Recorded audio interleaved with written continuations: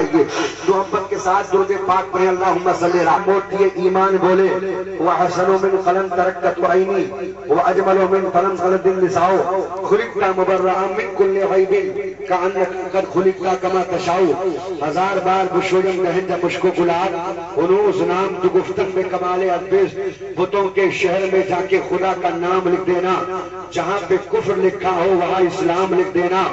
قتل حسین اصل میں مرگ یزید ہے، اسلام زندہ ہوتا ہے ہر کربلا کے بعد۔ جو دہکتی آگ کے شعلوں پہ سویا وہ حسین، جو جمع بیٹے کی میت پہ نہ رویا وہ حسین، جس نے ہنس کر پی لیا جام شہادت وہ حسین، جس نے اپنے خون سے دنیا کو دھویا وہ حسین۔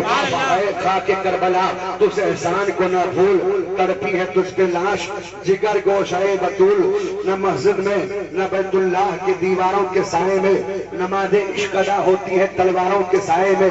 عشاق اپنے جان کی پرواہ نہیں کرتے، خدا سے ڈرنے والے موت سے ہرگز نہیں ڈرتے۔ حضرات یہ محرم شریف کا مقدس مہینہ چل رہا ہے، جیسے محرم شریف کا چاند نظر آتا ہے سنیوں کے گلیوں میں، سنیوں کے محلوں میں، سنیوں کے شہر میں، سنیوں کے گاؤں میں، جہاں جہاں غلام حسین رہتے ہیں، جہاں جہاں عاشق حسین رہتے ہیں، کسی گلی میں حسین کے نام پر شربت پلایا جا رہا ہے، کسی گلی میں حسین کے نام کی نیاز دلائی جا رہی ہے، کسی گلی میں حسین کے نام کا نعرہ لگایا جا رہا ہے۔ جہاں دیکھو امام حسین کا چرچا ہے، مسجد میں دیکھو تو حسین کا چرچا، منبر پر دیکھو تو حسین کا چرچا، مدرسے میں دیکھو تو حسین کا چرچا، خانقاہوں میں دیکھو تو حسین کا چرچا، بچوں کے زبان پر دیکھو تو حسین کا چرچا، بوڑھوں کے زبان پر دیکھو تو حسین کا چرچا۔ پوری دنیا میں میرے آقا امام حسین ہی کا چرچا ہو رہا ہے۔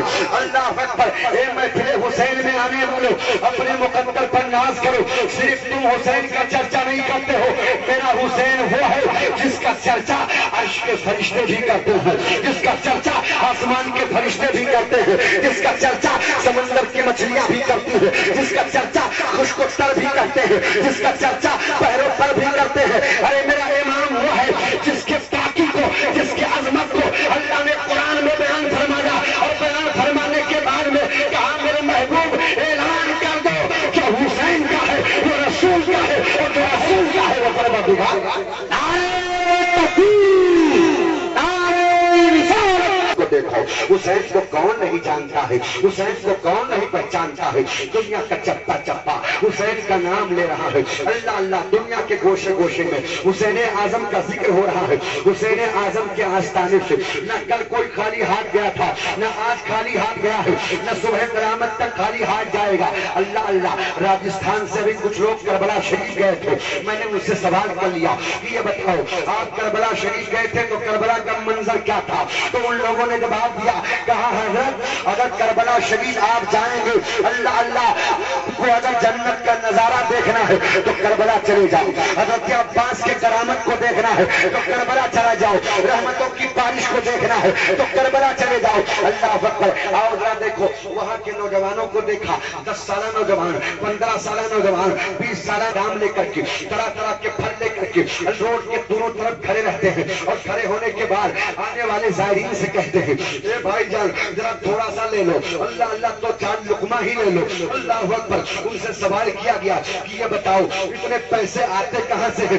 اللہ اکبر۔ تو ان لوگوں نے جواب دیا تھا کہ 1 سال تک ہم حسین کے نام پر کماتے ہیں، اور جب محرم کا مہینہ آتا ہے تو آقا حسین کے نام پہ لٹاتے ہیں۔ اللہ اللہ۔ ہر کوئی امام کے نام پہ خرچ کرتا ہے۔ آؤ امام کی سخاوت کو دیکھو، آؤ امام کی شجاعت کو دیکھو، آؤ امام کے خاندان کو دیکھو، آؤ امام کے گھر کو دیکھو۔ اللہ اللہ۔ مدینہ کی مقدس سرزمین ہے، اللہ اکبر، میرے آقا امام حسین کا آستانہ ہے، سرکار مولائے کائنات کا گھر ہے۔ مدینہ کی مقدس سرزمین پر ایک فقیر چلا آ رہا ہے، اور آتے آتے فقیر نے آواز دیا مدینہ کی گلیوں میں، ہے کوئی اللہ کا بندہ جو مجھے کھانا کھلا دے، میں کئی دن کا بھوکا ہوں، پیروں میں چپل نہیں ہے، بدن پر پھٹے پرانے لباس میں۔ اللہ اللہ۔ چلا جا رہا ہے فقیر، چلتے چلتے فقیر کی نظر ایک شیخ پر پڑتی ہے، کیا دیکھا؟ شیخ زمین پر ٹوٹی ہوئی چٹائی پر بیٹھے ہیں اور سوکھی روٹی کو پانی میں بھگا بھگا کر کے کھا رہے ہیں۔ اللہ اکبر۔ فقیر آگے بڑھتا ہے اور بڑھنے کے بعد میں کہا یا شیخ مجھے کھانے میں شامل کر لو، اتنا سننا تھا۔ تب تک کہ شیخ نے فرمایا اے نوجوان آؤ آؤ تم بھی کھانے میں شریک ہو جاؤ۔ جب وہ کھانے کے لیے دسترخوان پر بیٹھا تب تک کہ شیخ نے فرمایا اے آنے والے فقیر یہ بتاؤ اچھا کھانا چاہتے ہو یا سوکھی روٹی کھانا چاہتے ہو؟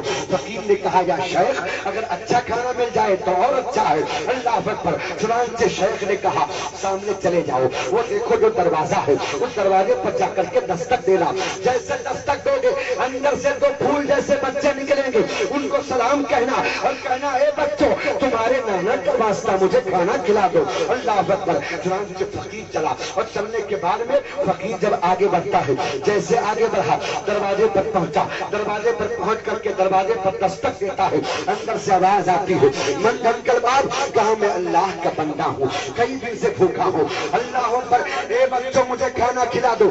جیسے دروازہ کھلا اور کھلنے کے بعد میں فقیر کی نگاہیں جب بچوں کے چہرے پہ پڑی تو چہرہ دیکھتا رہ گیا۔ اللہ اللہ، چہرہ چودہویں کے چاند کی طرح چمک رہا ہے۔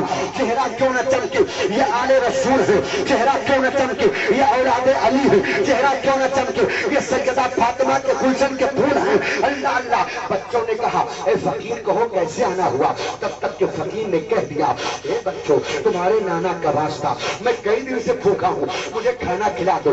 بچوں نے کہا اچھا بیٹھ جاؤ۔ فقیر بیٹھ جاتا ہے۔ اس کے بعد میں بچوں نے دسترخوان بچھایا اور بچھانے کے بعد میں کھانا پیش کیا۔ جب فقیر نے کھانا کھایا، کھانا کھانے کے بعد میں اللہ اکبر، فقیر نے کہا اے بچوں اللہ تمہارے مرتبے کو بلند فرمائے، بڑا لذیذ کھانا ہے، کھانا تو میں نے بہت کھایا ہے پر ایسا اچھا ایسا لذیذ کھانا آج تک میرے نظروں کے سامنے نہیں آیا۔